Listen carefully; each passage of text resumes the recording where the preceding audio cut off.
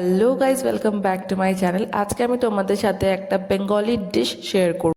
So আজকের recipe হচ্ছে দই কাতলা। সো কাতলা মাছটা তো নিয়েই নিয়েছি, অ্যান্ড এখন দেব হচ্ছে লেবু, আর এখানে দেব হচ্ছে গোলমরিচের গুঁড়ো। এই দুটো এটার মধ্যে মাখিয়ে কিছুক্ষণ সাইডে রেখে দেবো। গোলমরিচের লেবুটা এখন আমি মাখিয়ে রেখে দিচ্ছি। এখন আমি কাটছি হচ্ছে পেঁয়াজ, আদা আর রসুন। এই তিনটেকে একটা পেস্ট বানাতে হবে। এই পেস্টটা খুবই ইম্পর্টেন্ট রান্নার জন্য।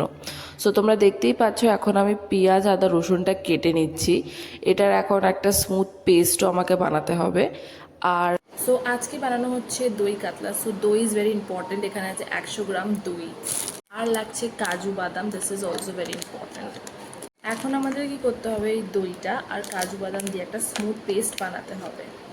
So let's do it. এখানে আমি নিয়ে নিচ্ছি টক দই আর কাজু বাদাম। দেখতেই পাচ্ছ কত সুন্দর পেস্ট হয়েছে। এইবারে আমরা নিয়ে নিচ্ছি মিক্সারে পেঁয়াজ, আদা আর রসুন। এইগুলোকে এখন পেস্ট বানাতে হবে।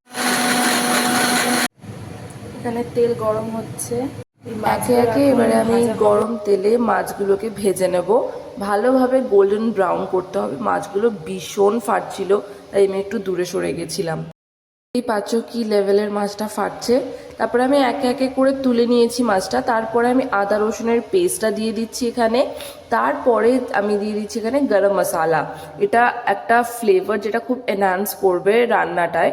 আর যেটা টক দই আর কাজু বাদাম দিয়ে ফেটিয়েছিলাম সেটা দিয়ে দিলাম। আর যেটা ছিল সেখানে জল দিয়ে একটু নাড়াচাড়া করতে হবে।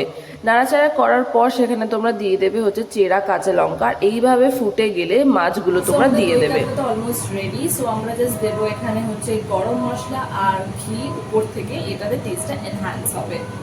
সো এখন আমি দিয়ে দিচ্ছি গরম মশলা আর ঘি, আর আমাদের দই কাতলা হয়ে গেছে রেডি। অবশ্যই এই রেসিপিটা ট্রাই করো বাড়িতে।